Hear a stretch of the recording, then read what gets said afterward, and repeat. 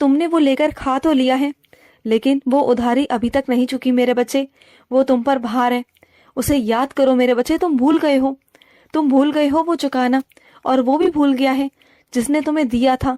तो एक काम करो, याद करो, और या तो मैं तुम्हें याद दिलवाता हूँ, समझो, और उसे वापस देकर आओ। जो पैसे थे, जो मूल्य था, उसे दो मेरे बच्चे। मैं नहीं चाहता कि तुम पर कोई भार हो मेरे बच्चे, क्योंकि ये भार तुम्हें हर जन्म में चुकाना पड़ता है मेरे बच्चे।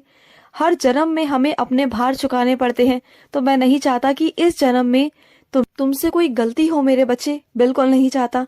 मैं चाहता हूँ कि तुम्हारे सारे कर्म, बुरे कर्म समाप्त हो जाएं और सारे अच्छे कर्म जुड़कर तुम्हारे हर जन्म में अच्छा ही हो मेरे बच्चे।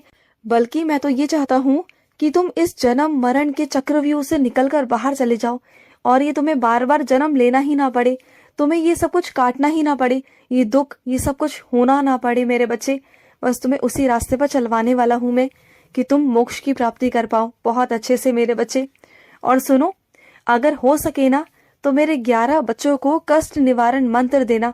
11 बच्चों को कष्ट निवारण मंत्र की मेरी जो पुस्तक आती है ना मेरे बच्चे, वो देना मेरे बच्चे, क्योंकि बहुत सारे लोग बहुत दुखी हैं मेरे बच्चे।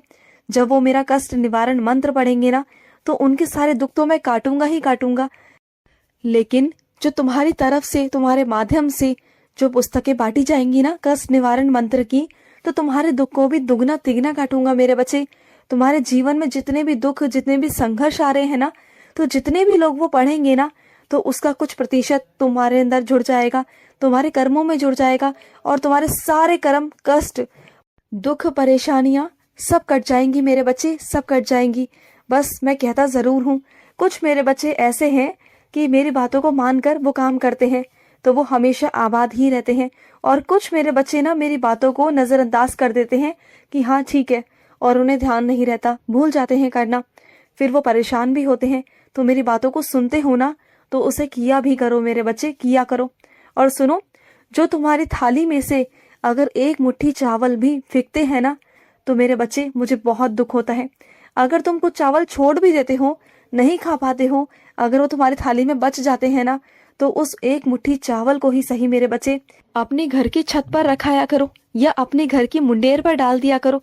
तुम जानते हो इससे कितने पक्षियों का पेट भर सकता है? तुम्हारे सिर्फ एक मुट्ठी चावल, लेकिन उस पक्षी के लिए एक दाना उसका पेट भरने का काम करता है। जानते हो तुम्हारी एक मुट्ठी चावल से ना कितने पक्षियों का पेट भर सकता है? कितने ही, तुम जाने अनजाने कितने पक्षियों को खिला सकते हो। या अगर तुम्हारी रोटी बचती है, तो रोटी के छोटे छोटे टुकड़े कर कर मेरे बच्चे तुम वो भी कर सकते हो।